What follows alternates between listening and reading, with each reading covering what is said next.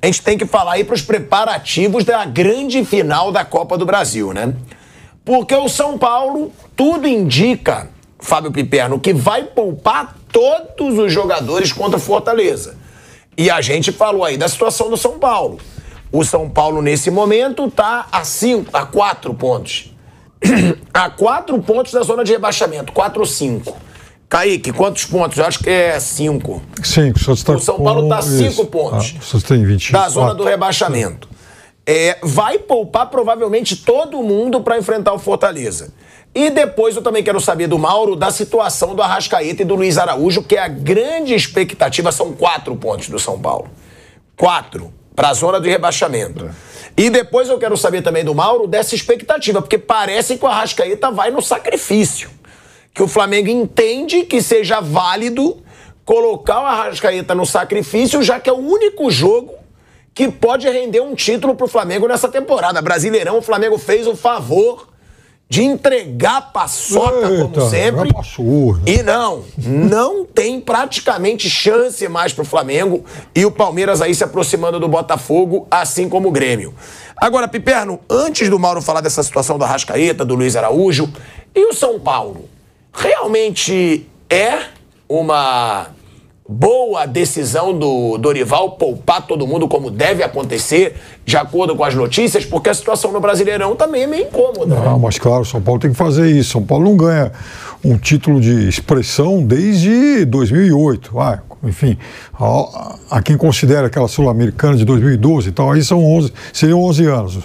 São Paulo investiu tudo nisso, é quase que uma Copa do Mundo para o São Paulo, um Mundial Interclubes. Então, o projeto do São Paulo, ele agora pode ter aí esse bônus, né, de um título em uma competição muito importante, que seria inclusive um título muito inesperado se a gente considerasse o planejamento do São Paulo no início do ano. São Paulo apostava até muito mais na Sul-Americana, que era uma competição na qual, em tese, ele teria mais chance. Agora, chegou até aí, tem que realmente se dedicar para essa final de Copa do Brasil por vários aspectos. Primeiro, que pode ser um jogo de 100 milhões de reais para o São Paulo, né? 70 de premiação mais 30 de arrecadação. Vai ser mais de 30, pelo que...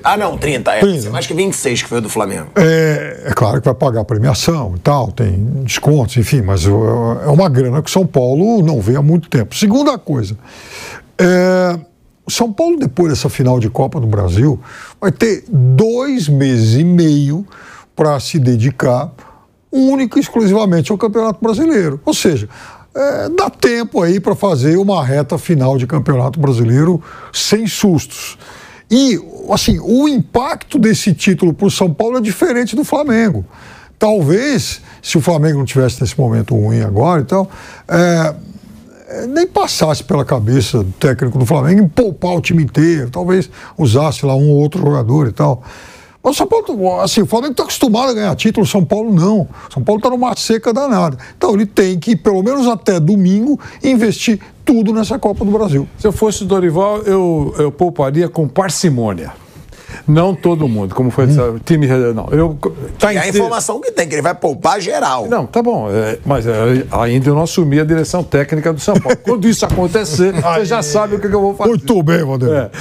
Você já sabe o que eu vou fazer. Não, tá inteiro. Começa o jogo.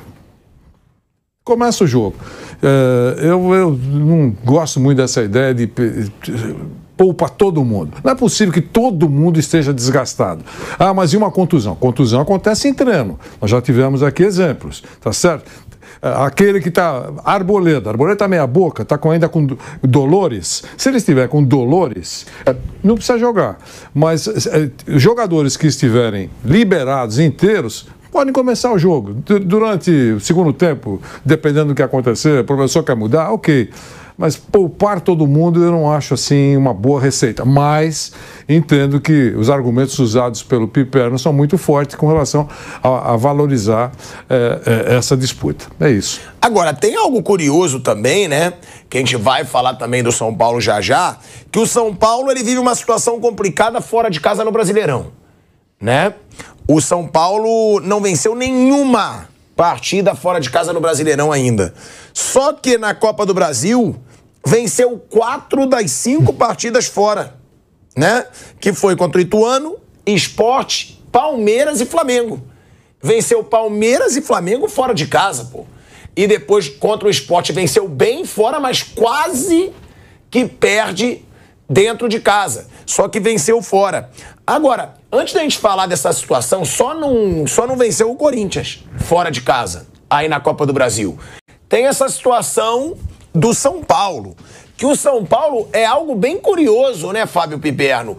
O São Paulo, ele não vence fora de casa no Brasileirão. Não tem uma vitória. Agora, na Copa do Brasil, no mata-mata, ganhou do Ituano fora de casa, do Sport fora de casa, do Palmeiras, do poderoso Palmeiras fora de casa e do poderoso Flamengo fora de casa.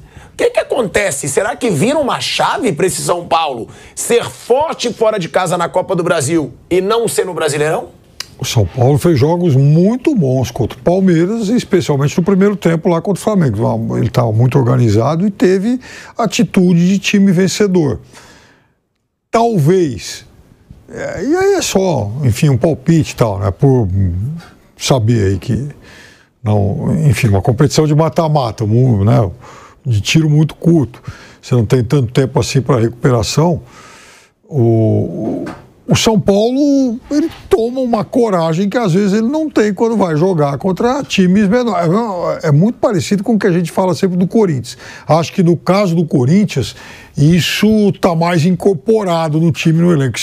Esse medo excessivo de sair e ser realmente, né, o time que ataca, o time corajoso. O Corinthians tem claramente esse déficit de coragem. O São Paulo, em jogos do Campeonato Brasileiro, às vezes ele de fato é mais cauteloso, mas também não vamos lembrar que às vezes o São Paulo, que veja, esse recorte, a gente está falando de um recorte de 10, 11 jogos no Campeonato Brasileiro, fora de casa, não é tanta coisa assim. Algumas vezes o São Paulo tomou atitude e perdeu, em outros momentos o São Paulo acabou sendo prejudicado por erros de arbitragem. Vou lembrar, por exemplo, o gol contra do Rafinha lá contra o Cruzeiro, que muito se contestou depois pela posição de impedimento do jogador do Cruzeiro que participa do lance. Então, eu acho que ainda não é um recorte suficiente para a gente estabelecer isso como uma regra, diferentemente do que acontece com o Corinthians. O Corinthians fora de casa é medroso. O São Paulo, nessas competições de mata-mata, ele tem mostrado que não é. Você vê que é um São Paulo aí forte fora de casa na Copa do Brasil, fraco no Brasileirão. A gente vai para um break na Rádio Jovem Pan, seguimos no YouTube. E aí, nos últimos 12 confrontos entre Flamengo e São Paulo, tá? Do Flamengo como mandante contra o São Paulo, são 4 vitórias do Flamengo, 3 empates e 5 vitórias do São Paulo, Vanderlei Nogueira. Olha aí, sendo que o Flamengo vive um momento bem melhor que o do São Paulo. E o São Paulo venceu mais do que o Flamengo dentro da casa do Flamengo, nos últimos 12 duelos. Estatística importante, mas cada momento a gente tem que avaliar. O jogo, a gente falou, pelo menos eu falei muito aqui, né? O jogo era do Flamengo era no Rio de Janeiro. Eu acreditava que o Flamengo seria mais eficiente no Rio de Janeiro, mesmo uma situação apertada. Até porque falei hoje logo cedo com o Piperno, falei, Piperno, 70 mil pessoas lá no Maracanã. Foi uma decepção que eu imagino que não é brincadeira. Que te corta o coração. Não, porque é aquilo aqui, você tem que dar valor à torcida, quer dizer, aquela dor que o cara está sentindo lá, a gente tem que respeitar. É uma cidade inteira saindo, imagine, há muitas cidades brasileiras com aquela população. Então, e deu São Paulo, 1-0. Vitória importante, chega com uma vantagem respeitável numa decisão como essa em São Paulo. Morumbi cheio. Vai ter gente até na torre de iluminação. A gente sabe disso. A responsabilidade agora, você vê como muda, né, de uma semana para outra, a responsabilidade é do São Paulo. Ele chega com vantagem. O Flamengo foi muito fraco no Rio de Janeiro. O São Paulo encarou o Flamengo lá e agora vai decidir o título importante na vida do São Paulo nesse momento em São Paulo. É o favorito. Eu aí coloco que no Netflix surge uma interrogação no capítulo final. Eu não creio que o Flamengo será tão ineficiente como foi no Rio de Janeiro. Eu acho que vai ser uma final de competição, Asmar, muito apertada, jogo animado para quem não está envolvido nisso. Eu não acredito muito nisso por parte do Flamengo, não. Por parte do São Paulo, eu acredito. Você acredita? Eu não vejo vergonha na cara nenhuma nesse Flamengo. Olha só. Que isso, gente? Vocês viram o jogo do Maracanã ou só eu vi o jogo? Não. Foi uma vergonha o que aconteceu. Eu estou confirmando isso que você está falando. Mas você está falando que o Flamengo deve jogar melhor no Morumbi? Mas, gente, os jogadores têm uma carga de responsabilidade, cara. Esse time do Flamengo não tem responsabilidade nenhuma. Mas é currículo. É isso que eu tô falando. É currículo. Os caras passaram a ignorar o que é o Flamengo. Esses caras têm que levar muita crítica mesmo. Não, tem, mas... Porque é ridículo. Mas é currículo. Acho que você acha que ninguém pensa lá? Gente, é um título, né? Jogador importante. Eu acho isso. Eu acho que pode confirmar a péssima apresentação. Tudo bem. Mas estou colocando hipoteticamente. Não suporta o treinador. Mas não vale. A gente tá voltando aqui pra Rádio Jovem Pan em 3 segundinhos. De volta. De volta à Rádio Jovem Pan, agora na rádio no YouTube. O Vanderlei Nogueira trazendo que ele acredita que o Flamengo vai jogar melhor no Morumbi, que vai ser um grande espetáculo. Eu não acredito nada desse time do Flamengo. Porque a torcida do Flamengo, né, que acreditava nesse time, ela acreditou contra o Al Hilal. Porrada e humilhação, uma vergonha. Ela acreditou contra o Independente Del Valle, que provou depois ser um nada no futebol sul-americano, perdendo pro Deportivo Pereira. Porrada, vexame. Perdeu de 4 pro Fluminense no Campeonato Carioca. Porrada, vexame. Perdeu pro Olímpia, que eu falei que era uma bosta aqui no programa. Aí os paraguaios usaram lá no Paraguai. Depois eu comprovei o que eu falei. Eu falei ainda, vocês vão ver o Fluminense vai ganhar lá e aqui. O que aconteceu? Ganhou lá e aqui. Um time brasileiro grande, com um bom elenco, que tem a vergonha na cara, não perde pra esse Olímpia. Não perde pra esse Olímpia. O Olímpia é muito ruim hoje. Tricampeão. Tá bom, tricampeão em 2002. Então fala da seleção brasileira, que não ganha nada desde 2002. Fala que hoje a seleção brasileira é uma potência, perdendo da Croácia, da Bélgica. Ganhou a última vez em 2002. O Olímpia é a mesma coisa. 21 anos já se passaram que o Olímpia ganhou a última Libertadores. Asmar. O que eu tô falando é que se você for acreditar no Flamengo diante do que vem acontecendo, não tem muito fundamento. Não. Porque o Flamengo virou uma pouca vergonha. Onde virou uma falta de vergonha na Você tem cara. que perguntar onde que eu me apego pra falar isso. Aonde você se apega? Isso. Pra falar isso. Pra falar Porque isso. você tá vendo o Gabigol mandando beijinho, rindo, debochando do torcedor, um goleiro que não sabe nem pular, nem sair do gol, um goleiro que pula atrasado, um treinador que não fala com o time, um time onde tem mais soco na cara que vitória. É disso que você tá falando. Eu tô falando. Então, de onde é que você tira Eu tiro. um otimismo que esse Flamengo vai tomar vergonha na cara? Eu não tenho otimismo. Talvez do bicho, que dinheiro eles gostam. Eu não tenho. 35 milhões de reais. Eu não tenho otimismo. O que eu acho é o seguinte: esses caras têm um currículo, esses caras têm uma história. Boa ou nada rica, cada um pensa o que quiser. Mas eles têm uma história. Será que, não gostando do técnico, estando com o nariz torcido porque a torcida vaiou, não importa isso. Importa que naquele momento não de solidão, mas de reservado, um momento reservado, sabe quem não pensa? É uma oportunidade para a gente oferecer para a torcida um título e para a nossa história um título. Então eu acho que o Flamengo tem mais uma oportunidade para mostrar que ele está respirando. O Campeonato Brasileiro já foi. Esse é mais um motivo. No Campeonato Brasileiro já foi, que era o grande sonho dourado da torcida, ganhar mais um título nacional, e parece que isso já faz parte do passado. Então eu entendo que vai jogar melhor do que jogou no Maracanã, que foi uma grande decepção. E o São Paulo surpreendeu positivamente dentro do Maracanã. Vai jogar no seu campo, com a sua torcida.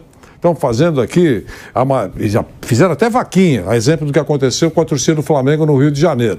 Vamos fazer um espetáculo cinematográfico para a chegada, durante, cortejo, aquele negócio. O ônibus está saindo e o povo atrás de Osmar, o busão. Aquela fumaça. Ele gosta. Do centro de treinamento ao Morumbi, como se fosse uma procissão. Tudo isso, ok, o espetáculo está montado. São Paulo tem vantagem, sobe as escadarias já com a taça na cabeça. Agora, eu acho que vai ser um jogo animado, importante, não acho que vai ser uma moleza.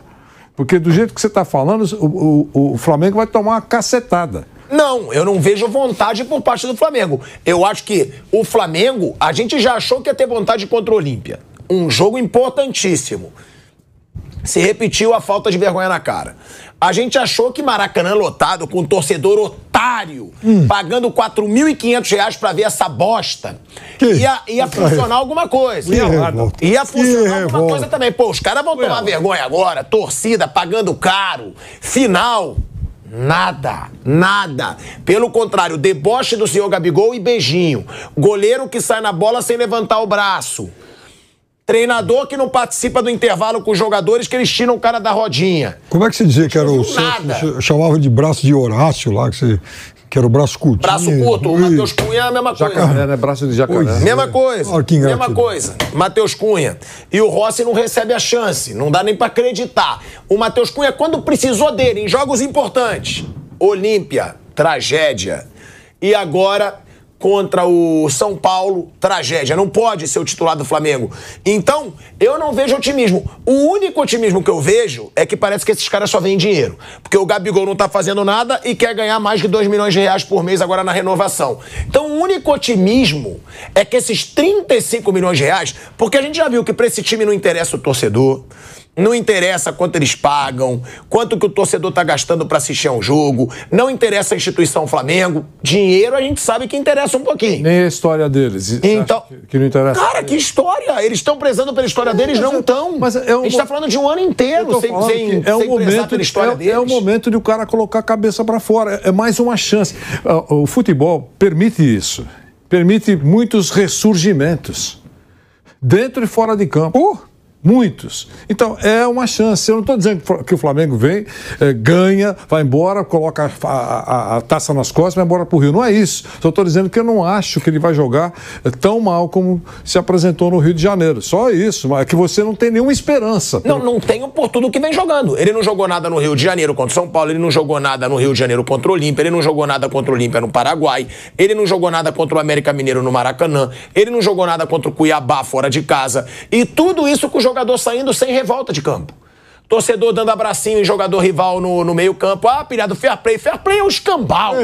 O cara que perde de 3-0 pro Cuiabá fora de casa, ele tem que sair muito puto do jogo. Ele não tem que ficar dando abracinho, sorrindo no meio campo. Ele tem que sair de cabeça baixa, saber que ele fez um papelão e ir embora pra casa dele. E esse Flamengo não mostra esse sentimento. Esse Flamengo não passa sentimento nenhum pro torcedor. Insensível. Já passou. Insensível, já passou. Em 2009 já passou, em 2019 já passou, 2020 já passou, 2021, 2022. Esse ano é uma tragédia. Por isso que eu não acredito que vai ser algo tão diferente. Gente, a gente falou do recorde de bilheteria no futebol brasileiro, R$26 milhões. Teve e esses caras não fizeram nada. Você viu, né?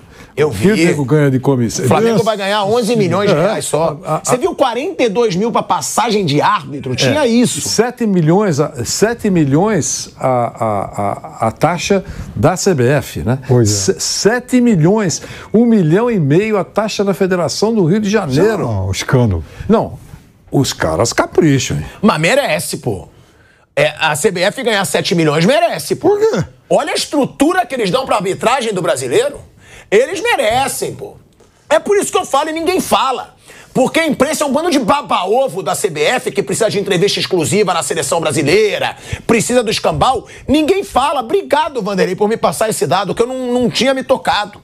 7 milhões de reais da renda do Maracanã foram para a CBF. Vão ser milhões de reais também do Morumbi dados para a CBF. E o que eles fazem? Nada! Nada! Ah, não, fazem. Eu sei que tem ex-presidente com iate, eu sei que tem ex-presidente com mansão, isso eu sei que tem. Agora, e pro futebol? Ah, tem que profissionalizar a arbitragem. Profissionaliza! Com 7 milhões que eles ganham num jogo. Então, é isso que eu falo que você não vai ver na imprensa. Porque precisa babar ovo. Porque tem lá a TV que precisa babar ovo para ter entrevista exclusiva. Tem lá veículos de comunicação que precisa babar ovo. Eu não vou babar ovo dessa instituição que pra mim é a vergonha do futebol brasileiro. E que tira 7 milhões de reais em um jogo pra gente ver o lixo que é o futebol brasileiro. Porque o que depende da CBF? Vamos lá, o calendário é uma bosta. Depende da CBF. A arbitragem é uma bosta. Não era nem para depender, porque ela não sai do jogo. Porque os campeonatos deveriam ser organizados pelos clubes. Não, tá bom, mas o que depende da CBF? É isso que eu tô falando. O que depende deles? Calendário, uma bosta. A arbitragem, pior ainda, um lixo. Vamos lá, me fala mais coisa que precisa da CBF aí. Olha, o que mais? Organização nos estádios, uma bosta. Não, isso aí é o mandante que tem que... Nada. Vou dar um nada. Eles não fazem nada. Receita bruta. De bom. Receita bruta que você citou, 26.343.000. Esse é e vamos lembrar que a do Morumbi vai ser tão alta quanto e também vão ter essas taxas. Então, 26.343.000. Estou recorrendo aqui ao grande Rodrigo Capello. Aí, esse é o número que impressiona mesmo, né? Sim. Coloca no painel e tal, aquela coisa toda. Então, mas qual é a receita real bruta da partida? Caiu para 16, viu, Asmar? De 26 que você falou, né? Para 16. Caiu para 16. 10 pau. Atenção. 1.262 para a Federação do Rio de Janeiro. Entre esses 10 aí. Isso. 1.200.000. Do Flamengo, o INSS, mais 850.000. Né? E caiu. E a arrecadação da CBF, eu estou tentando encontrar o número aqui. A Federação do Rio de Janeiro ficou com 5%. Enfim, a Federação mandante, ela ficou com 5%. Eu estava tentando encontrar os números corretos aí. Mas é um dinheirão de taxas. Um dinheirão de taxas, é um exagero, né? Pra nada, porque é o que a gente fala, né? A gente fica revoltado em pagar imposto no Brasil porque o governo não faz nada. A gente não tem escola, não tem saúde, todo jogo no futebol brasileiro. A mesma coisa a CBF. Ganha uma fortuna com taxas e não faz nada pra melhorar o futebol brasileiro. Todo jogo no futebol brasileiro, as federações levam 5%. Isso. As federações estaduais. Por isso esse 1.200.000 e pouco. Então, é um dinheirão. Poxa. É um dinheirão. Agora, o 7 da CBF realmente eu não entendi. Foi a conta que eu recebi aqui. Porque isso dá quase 25%. A gente fala rapidinho. Se 26, se sobrou líquido 16, 10 milhões, não importa o percentual. Sim. 10 milhões de deduções é muita coisa, é uma loucura isso.